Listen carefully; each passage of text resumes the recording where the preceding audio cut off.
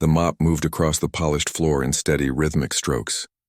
Jake Morrison worked in silence, his movements so practiced that he barely had to think about them anymore.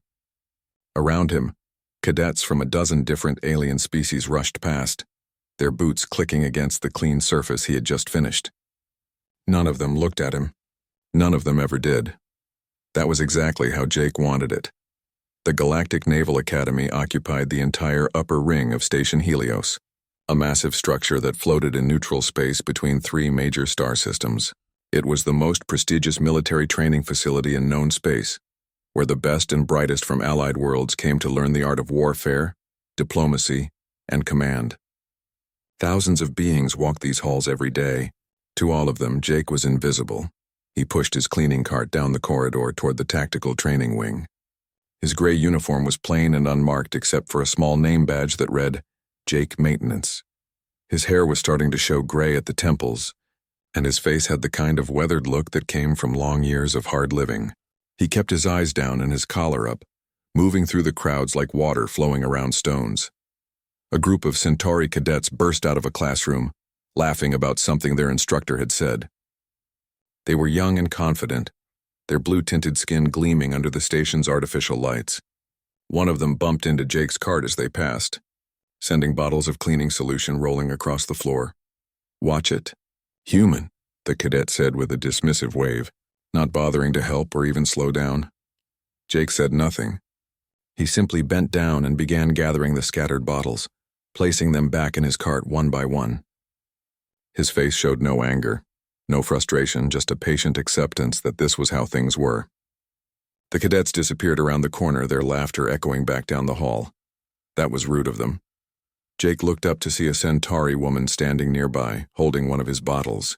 She wore the uniform of a junior instructor, with 2 silver bars on her collar. Her features were sharp and intelligent, her dark eyes watching him with genuine concern. It's all right, ma'am, Jake said quietly, taking the bottle from her. No harm done. I'm Lieutenant Kira Voss, she said. I teach advanced tactics in Section 7. I don't think I've seen you before. I work the night shift mostly, Jake replied, which was true, just filling in today. Kira helped him pick up the last few items, and as Jake reached for a bottle that had rolled near her feet, his collar shifted slightly. For just a moment, she caught a glimpse of dark ink on his neck. Angular shapes that looked like numbers or symbols. Military, perhaps, though she couldn't be sure. Jake noticed her looking and quickly adjusted his collar, pulling it higher. He thanked her politely and moved on, pushing his cart toward the next corridor. Kira watched him go, curiosity stirring in her mind. There had been something in his eyes, something that didn't quite match the humble janitor persona. A depth, maybe, or a carefully controlled awareness. She shook her head and headed to her next class, probably just her imagination. The next few days passed in their usual rhythm. Jake cleaned floors, emptied trash, and maintained the environmental systems in his assigned sections. He knew every corner of the tactical wing, every access panel, every maintenance tunnel. After 2 years of working here, the station's layout was burned into his memory like a map he could navigate with his eyes closed. On the 3rd day, alarms began to sound. Jake was cleaning a storage room when the station's emergency broadcast system crackled to life. A Velcron ambassador's ship had been attacked by pirates in the nearby sector. The vessel was damaged but had managed to reach the station's defensive perimeter. Station Helios was going on high alert. Through the walls, Jake could hear the rush of boots as security personnel mobilized. Instructors shouted orders to cadets, organizing them into emergency response teams. The Academy's training protocols were being activated, turning what should have been a learning exercise into a real crisis. Jake finished his work and moved through the corridors with his cart, heading toward the command observation deck. It was a public area where junior officers and advanced cadets could watch fleet operations on large tactical displays. Normally it was used for educational purposes, but today it was full of anxious beings watching the situation unfold in real time. He took up a position in the corner, supposedly to clean the windows, but his eyes were on the displays. The Velcron ship appeared as a blinking icon on the screen, surrounded by smaller red dots representing the pirate vessels.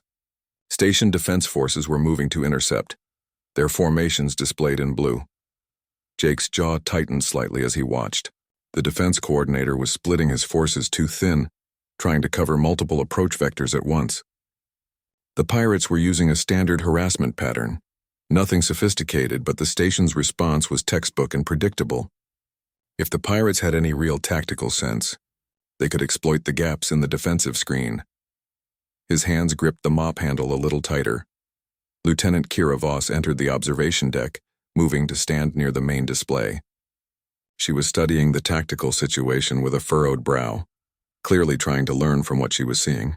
After a moment, her eyes drifted to the corner where Jake stood.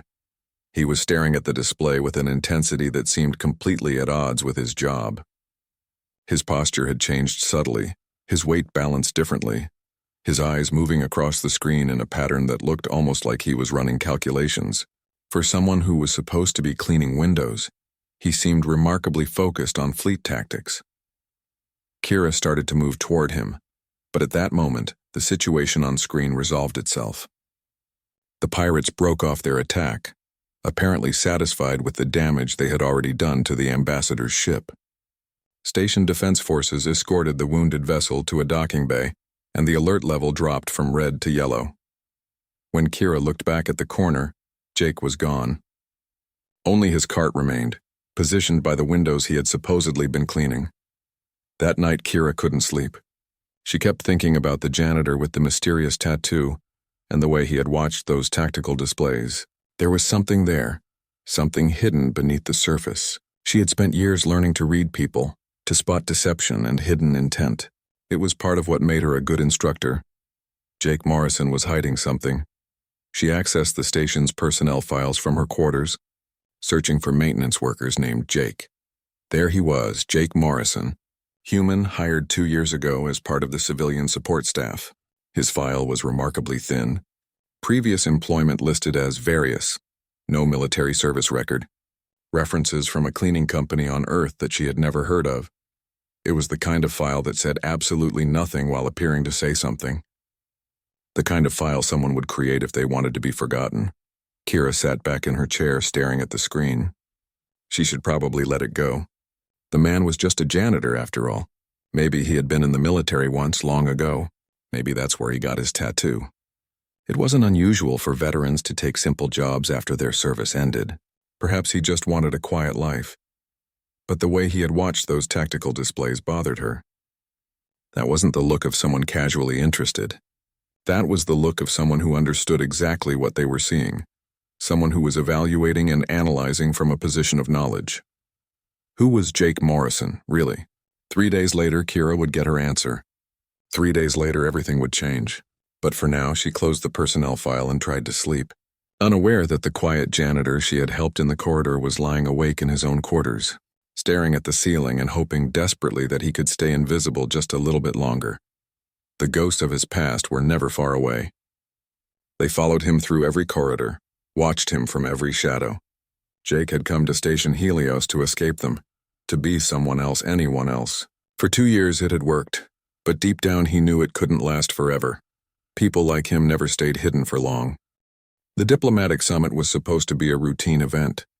Representatives from 8 different worlds had gathered at Station Helios to discuss trade agreements and security cooperation. The Academy's Grand Assembly Hall had been decorated with banners from each participating government, and senior cadets had been chosen as honor guards for the occasion.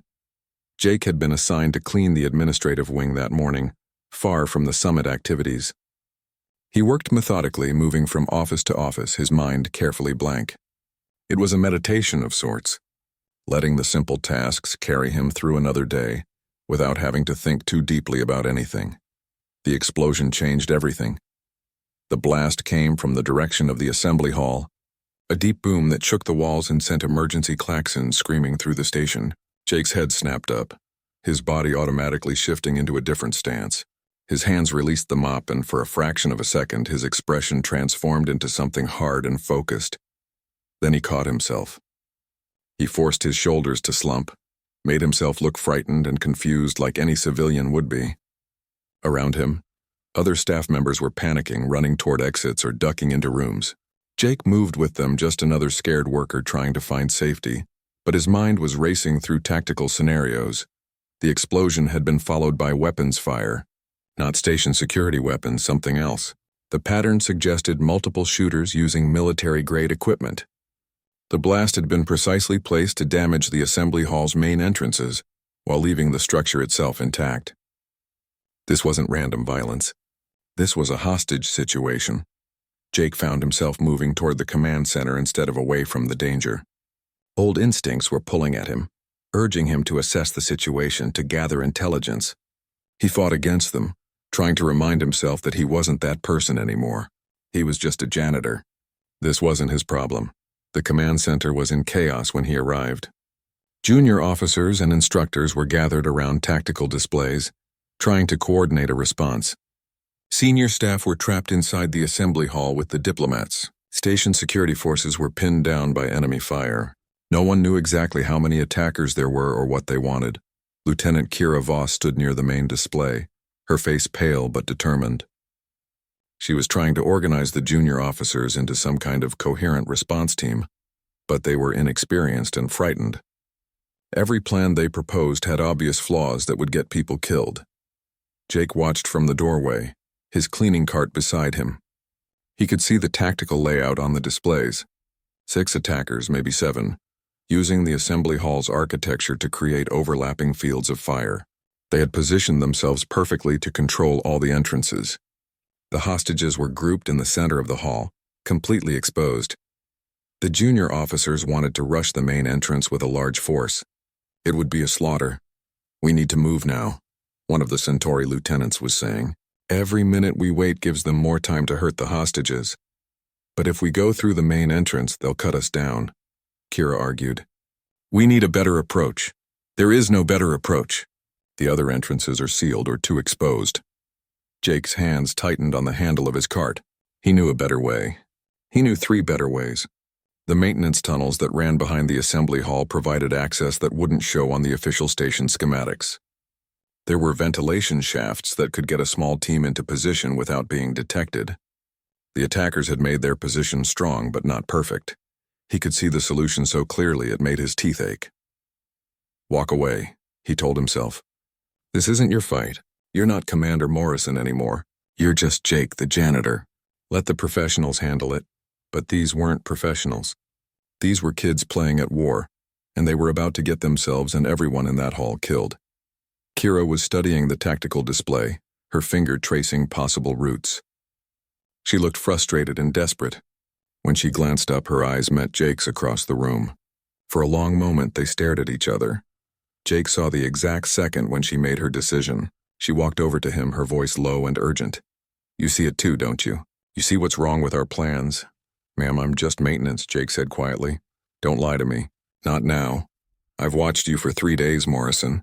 The way you looked at those tactical displays during the pirate attack, the tattoo you keep hidden. You're military, aren't you? Real military, not academy training." Jake said nothing, his jaw clenched.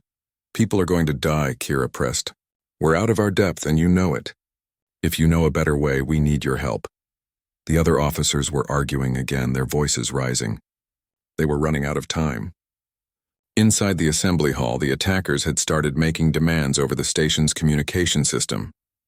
They wanted safe passage off the station and the release of political prisoners. If their demands weren't met within 2 hours, they would start executing hostages. Jake closed his eyes. He thought about his team, the people he had lost 5 years ago. He thought about the promise he had made to himself to never go back to that life. He thought about the peace he had found in invisibility, in being nobody. Then he thought about innocent people dying while he stood by and did nothing. When he opened his eyes, something had changed in his face. The tired janitor was gone, replaced by someone harder, someone who had seen and done things that most beings couldn't imagine. He shrugged off his gray maintenance jacket. Underneath, he wore a plain black shirt that revealed the full extent of his tattoo. It covered his neck and right shoulder, a complex design of angular symbols, numbers, and coordinates.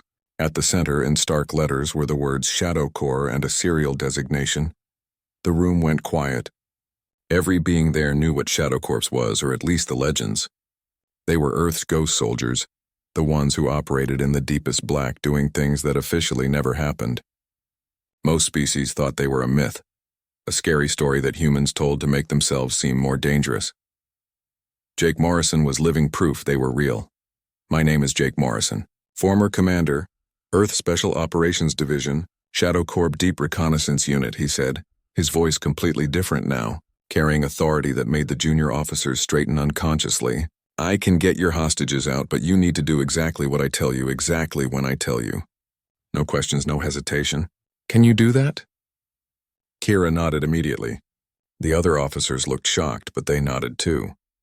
They had no other options.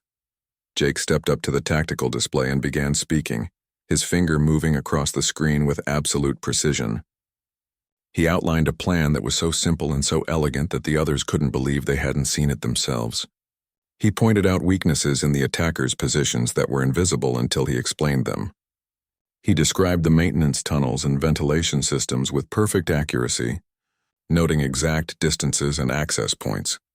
He spoke for 3 minutes, and when he finished, everyone in the room understood exactly what needed to happen. You two, Jake pointed at 2 cadets. You're with Lieutenant Voss. You follow her, you stay quiet, and you do not engage the enemy unless I give the signal. Understood? They nodded, eyes wide. You, Jake turned to another officer. You coordinate with station security.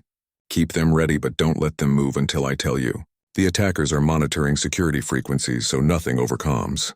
Use runners. The officer saluted and hurried off. Jake turned to Kira. You trust me? Do I have a choice? There's always a choice. But if you start this with me, you have to finish it. No backing out halfway through. Kira met his eyes steadily. I trust you. Jake nodded once, then picked up a maintenance toolkit from his cart. His hands moved with practiced efficiency, selecting specific tools and discarding others. He was transforming before their eyes, the harmless janitor becoming something else entirely. The quiet man who cleaned floors was gone. The ghost was walking again. And somewhere in the assembly hall, the attackers who thought they had planned everything perfectly were about to learn why you should never trap a predator by accident. Especially not a human predator. The maintenance tunnels were dark and narrow, barely wide enough for a person to move through without turning sideways. Jake led the way with a small light, moving silently through passages he had cleaned and maintained for 2 years. Behind him, Kira and the 2 cadets followed as quietly as they could, though to Jake's trained ears they sounded like a herd of animals crashing through the darkness. He had spent 2 years mapping every inch of this station. Every tunnel, every access point, every blind spot in the security system. He had told himself it was just professional habit, that knowing your environment was basic common sense. But deep down he had always known the truth.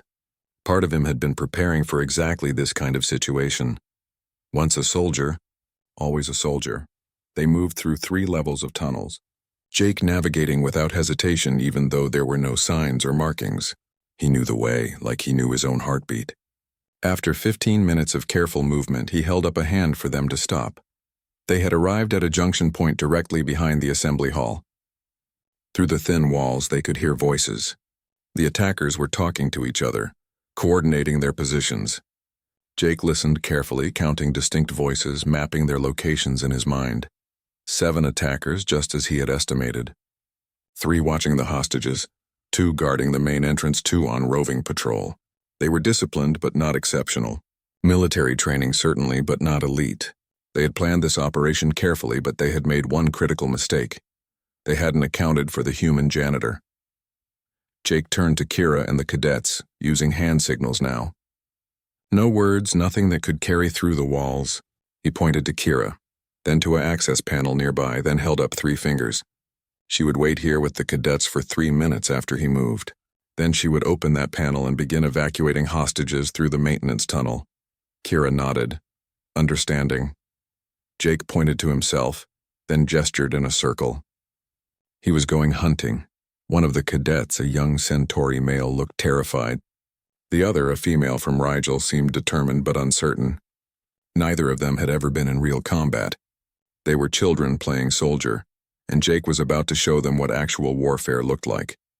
He moved to a different access panel, one that would put him on the other side of the assembly hall.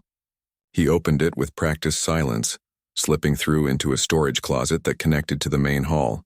Through a gap in the door, he could see 2 of the attackers standing near the sealed entrance, weapons ready, eyes scanning the area. Jake's breathing slowed and steadied. His mind shifted into a state he hadn't accessed in 5 years. A place where emotion disappeared and only calculation remained. Target assessment, threat evaluation, probability of success. The numbers ran through his head automatically, muscle memory taking over. He had 3 tools from his maintenance kit, items that any janitor might carry, but which could serve other purposes in the right hands. A heavy wrench, a coil of strong cable, a chemical sprayer filled with cleaning solution that would blind someone temporarily if sprayed in the face. Not ideal weapons, but Jake had learned long ago to work with whatever was available. He waited, patient as stone, watching the 2 guards. They were alert but static, standing in positions that gave them good fields of fire but poor situational awareness. After 2 minutes, one of them turned slightly to respond to something said over their communications device. Jake moved. He came out of the storage closet like smoke, silent and fast. The first guard never knew what hit him. Jake's wrench connected with the side of his head with precise force, just enough to drop him unconscious without killing him. The second guard started to turn, mouth opening to shout, but Jake was already there. The cable whipped around the guard's neck, cutting off air and sound. Jake applied pressure at exactly the right point, and the guard slumped to the ground, unconscious but alive. 5 seconds. 2 guards down. 0 noise.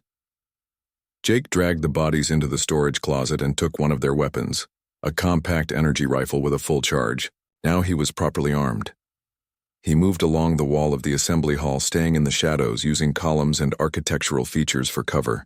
The other attackers hadn't noticed their comrades were missing yet. Jake could see the hostages now, about 40 beings huddled in the center of the hall, surrounded by 3 armed guards who kept their weapons trained on the crowd. The leader of the attackers, a tall humanoid with scarred features, was speaking into a communication device, making demands to station authorities. His attention was focused outward on the standoff with security forces at the main entrance. He wasn't watching his flanks. Mistake. Jake reached the position he had described to Kira, a spot where a ventilation shaft met the assembly hall's upper level. Right on schedule, he heard a soft sound from across the hall. The access panel Kira was watching had opened slightly. Through the gap, he could see her face, tense and ready. Jake raised his hand and made a quick signal. Begin evacuation. Kira moved fast. The panel opened wider, and she started pulling hostages through, one at a time, guiding them into the maintenance tunnel. The 2 cadets helped, working quickly but quietly. The hostages understood what was happening and moved in silence, desperate for escape. It took almost a minute before one of the roving guards noticed something was wrong. The crowd of hostages was shrinking, people disappearing from the back of the group. The guard shouted something, raising his weapon. Jake shot him from across the hall. A single precise blast that dropped the guard before he could pull his trigger. Chaos erupted. The other attacker spun around, trying to locate where the shot had come from. Their leader was shouting orders, but his people were confused and scattered. Jake had moved the instant after firing, already in a new position. He fired twice more, dropping another guard who was moving toward the hostages. Now there were 3 attackers left, including the leader, and they had finally figured out where Jake was. Energy bolts seared through the air, smashing into columns and walls near his position. Jake rolled behind cover, came up firing, and hit one of the attackers in the shoulder. The attacker went down screaming. Kira was still evacuating hostages through the access panel, moving as fast as she could. More than half the hostages were already gone, disappearing into the maintenance tunnels. The cadets were doing well, keeping calm under fire, protecting the civilians. Jake provided covering fire, keeping the remaining 2 attackers pinned down. They were trying to reach the hostages, trying to regain control of the situation. But Jake was always there, always one step ahead. Every time they moved, he hit them from a new angle. The leader was good, though, better than his subordinates. He figured out Jake's pattern and started predicting his movements.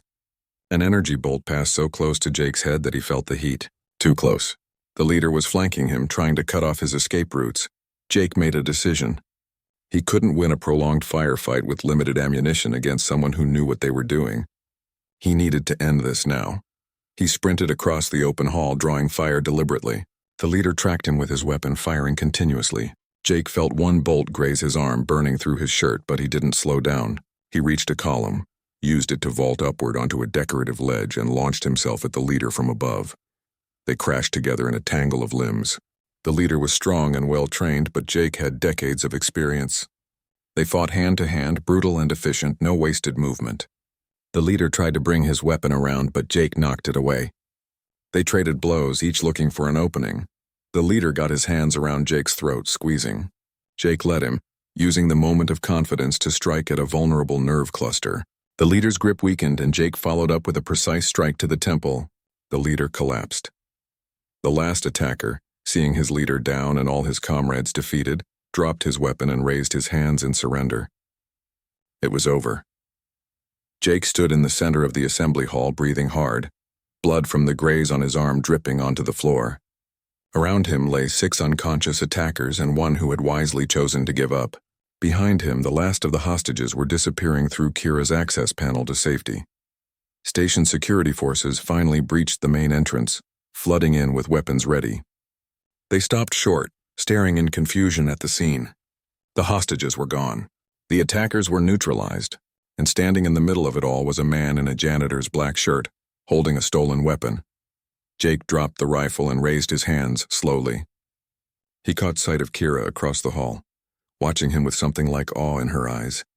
He gave her a small nod, then turned and walked calmly toward a side exit before the security forces could stop him. By the time anyone thought to pursue him, he had vanished into the maintenance tunnels, disappearing like the ghost he had once been. But the invisible man had been seen, and there was no going back now. Jake made it back to his quarters without being stopped. The maintenance tunnels had served him well one last time, letting him slip through the chaos unnoticed while security forces swarmed the assembly hall. He cleaned and dressed the burn on his arm with practiced efficiency, then sat on his narrow bed and waited. They would find him. It was only a matter of time. He had maybe an hour before station security reviewed the surveillance footage and identified him. Admiral Hendricks, the Academy's commandant, would pull his personnel file and find the same thin, meaningless information that Kira had found. But Hendricks was former military, experienced and thorough. He would recognize a cover identity when he saw one. Then the real questions would begin. Jake looked around his small quarters. 2 years of his life were in this room. A few changes of clothes, some personal items, nothing important. He had learned long ago not to accumulate possessions. Things tied you down, made you visible. The less you owned, the easier it was to disappear when you needed to, and he was going to need to disappear again soon. The door chimed. Jake stood, checked that his sleeves covered the burn mark, and opened it. Lieutenant Kira Voss stood outside, still in her uniform, her face smudged with dust from the maintenance tunnels. She looked exhausted and determined in equal measure. "Can I come in?" she asked. Jake stepped aside, letting her enter. She looked around the sparse quarters, taking in the absence of personal decoration, the military neatness of everything. It probably confirmed whatever suspicions she already had. "The hostages are all safe," Kira said. "Thanks to you. The 2 cadets who helped me are being treated like heroes. I made sure they knew it was your plan that saved everyone."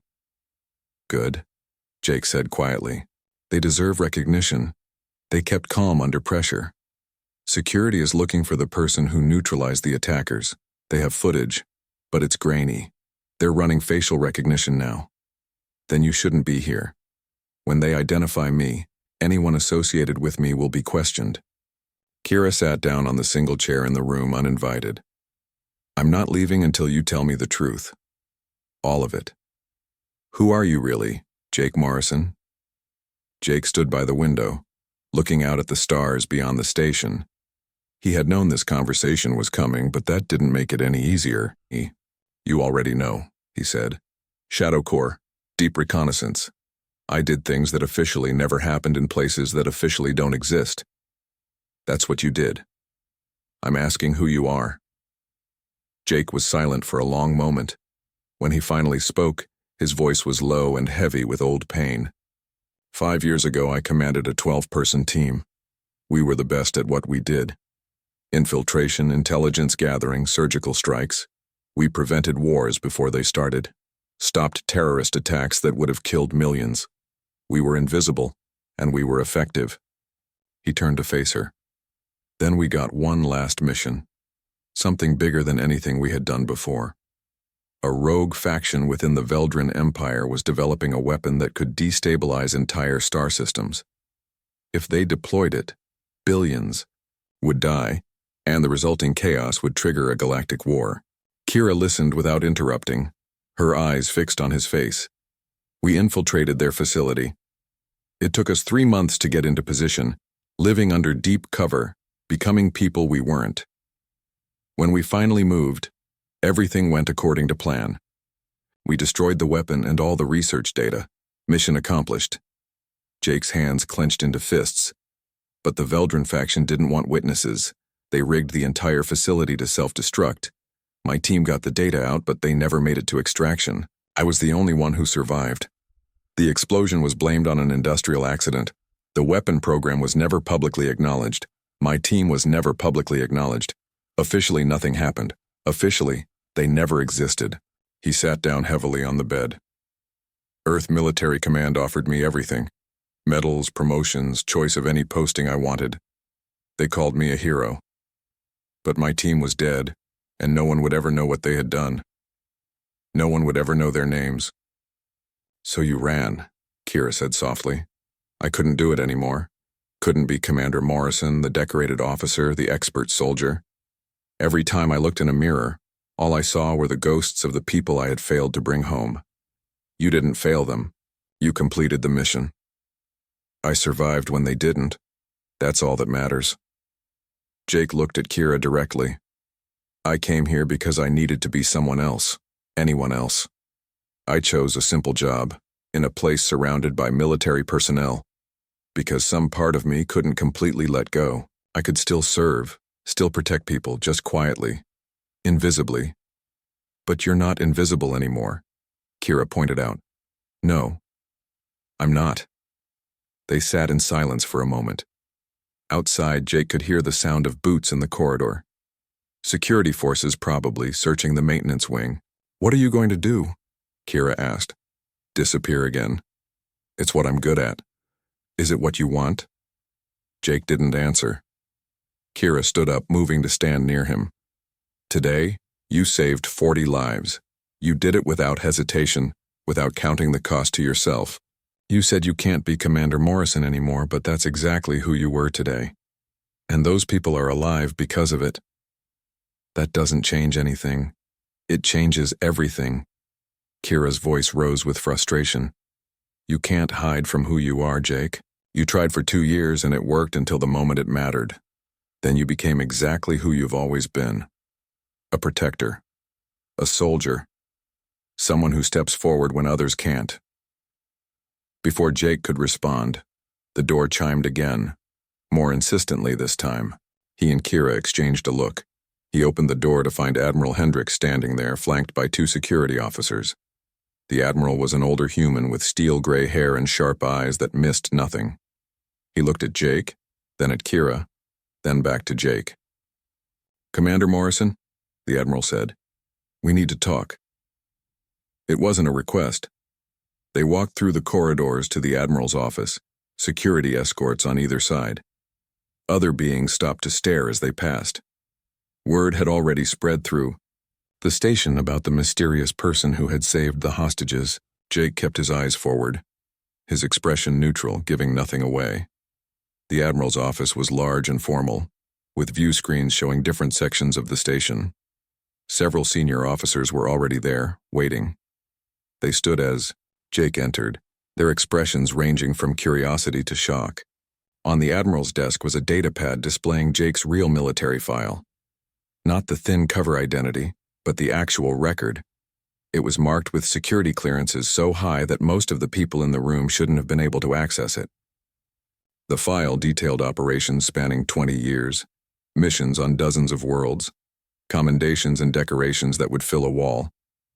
It was the record of Commander Jake Morrison, Shadow Corps, one of the most effective special operations officers in Earth's history.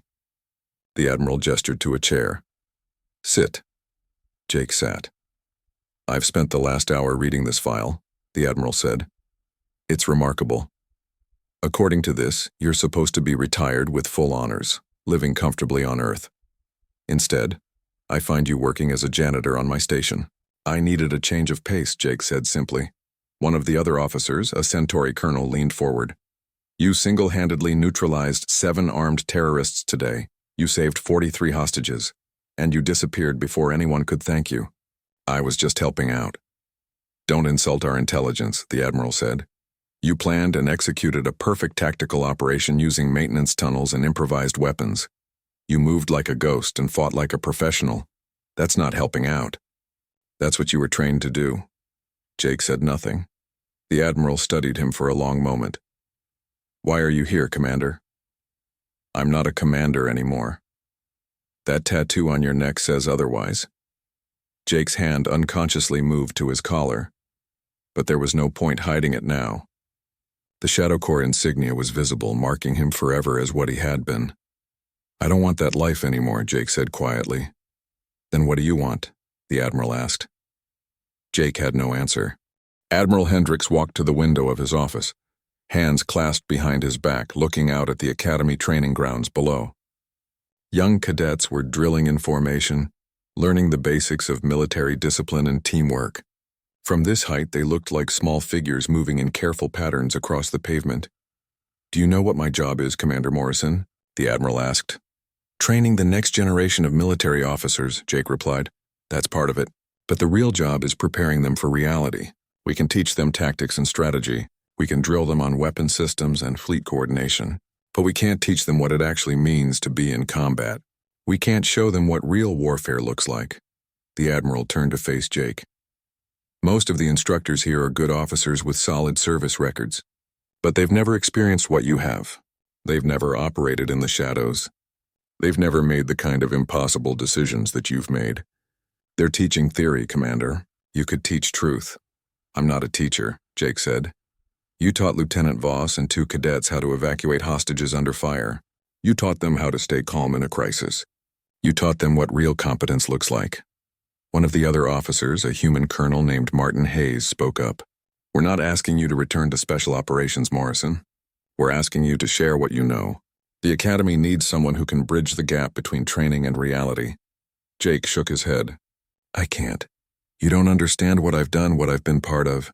I can't stand in front of a classroom and teach young people how to become what I became. Why not? Admiral Hendricks asked. Because I've lost everyone I ever cared about. Jake's voice rose, the careful control finally cracking. Because every operation I ran, every mission I completed cost something. And in the end, it cost everything. My team died because I led them into a situation I couldn't get them out of. How am I supposed to teach anyone anything when I couldn't save the people who mattered most? The room fell silent. The other officers looked uncomfortable, unsure how to respond to such raw emotion. Lieutenant Kira Voss, who had been standing quietly near the door, stepped forward. Permission to speak. Sir, she said to the Admiral. He nodded. Kira turned to Jake. Today I watched you save 43 lives. I watched you do it perfectly, without hesitation, without making a single mistake. You moved through that situation like it was choreographed, and afterwards you walked away like it meant nothing. It was just training, Jake muttered. No, it wasn't. It was experience. It was skill earned through years of hard work and impossible situations. You say you can't teach because you failed your team. But what about the team you led today? I was terrified. Those 2 cadets were terrified. We had no idea what to do, and you guided us through it step by step until everyone was safe. Jake started to speak, but Kira held up a hand. You already went back, Jake. The moment you revealed yourself, the moment you stepped forward to help, you went back. You can pretend to be invisible, but your nature won't allow it. You're a protector. That's not something you can turn off by changing your uniform. Admiral Hendricks returned to his desk and sat down. We're not asking you to be Commander Morrison again. We're asking you to be Instructor Morrison. No combat missions. No special operations. Just teach practical security and tactical awareness to cadets who need to learn what real danger looks like. And if I refuse, Jake asked, then you're free to go. Your cover identity will be maintained and you can disappear again if that's what you want. But I think we both know that won't work anymore. You've been seen, Commander. The Invisible Man doesn't exist anymore. Jake sat in silence, the weight of the decision pressing down on him.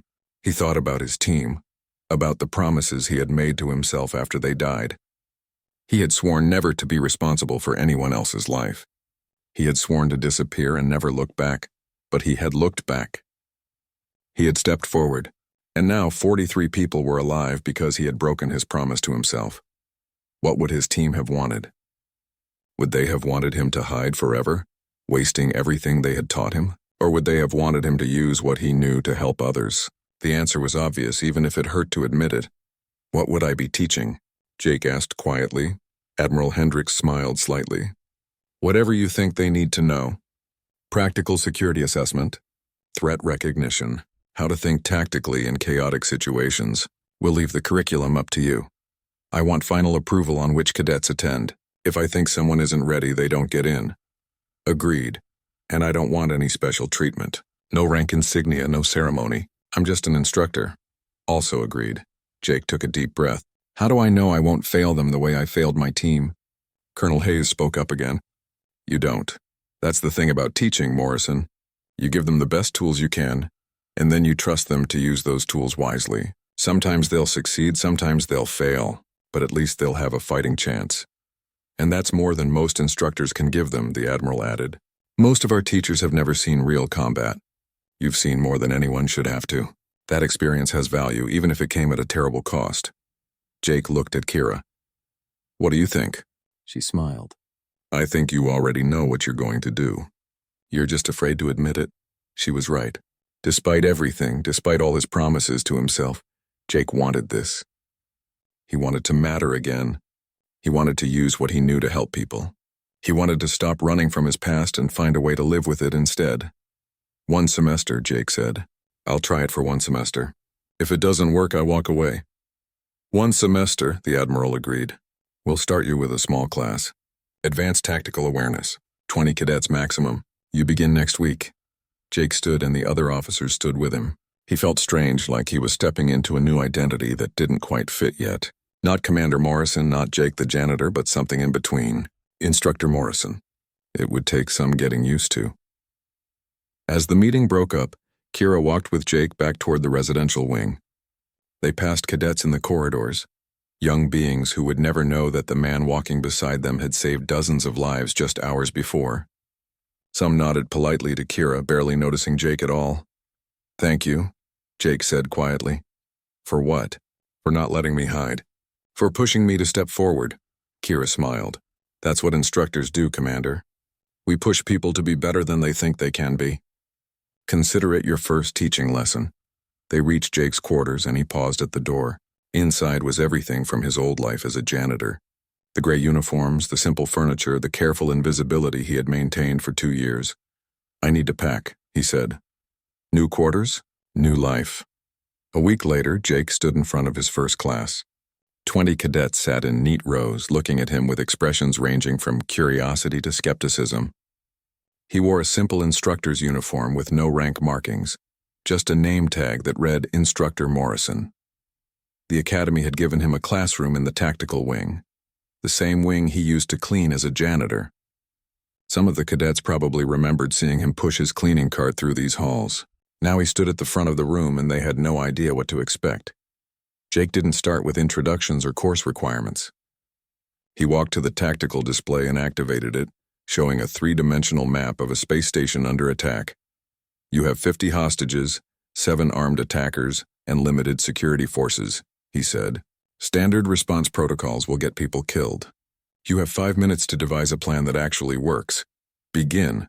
The cadets looked at each other uncertainly, then began talking in groups, studying the display, arguing about approaches. Jake watched them, seeing the same mistakes he had seen in the command center during the real crisis. They were thinking in straight lines, following procedures, missing the subtle opportunities that could make the difference between success and catastrophe. After 5 minutes, he had them present their plans. As expected, most of them would fail. But there was one cadet, a young human woman named Lisa Patterson, who suggested using maintenance tunnels for unexpected access. Her plan wasn't perfect, but it showed creative thinking. Good, Jake said to her. You're thinking beyond the obvious. That's the first rule of tactical awareness. Never limit yourself to official solutions. He spent the next hour breaking down the scenario, showing them what they had missed, explaining the principles that guided real tactical decision-making. The cadets were riveted. leaning forward in their seats asking questions that showed they were starting to understand. At the end of the class, they didn't just file out like it was another routine lesson. They left energized, talking among themselves, already thinking differently about how they approached problems. Kira was waiting outside the classroom. "How did it go?" "Better than I expected," Jake admitted. "Told you." Jake looked back at the empty classroom. In the corner sat his old cleaning cart, which he had retrieved from storage. He had left it there as a reminder of where he had been and how far he had come. The tattoo on his neck was visible now, no longer hidden beneath carefully adjusted collars. The Shadow Course insignia marked him as what he had been, but it didn't define what he was becoming. He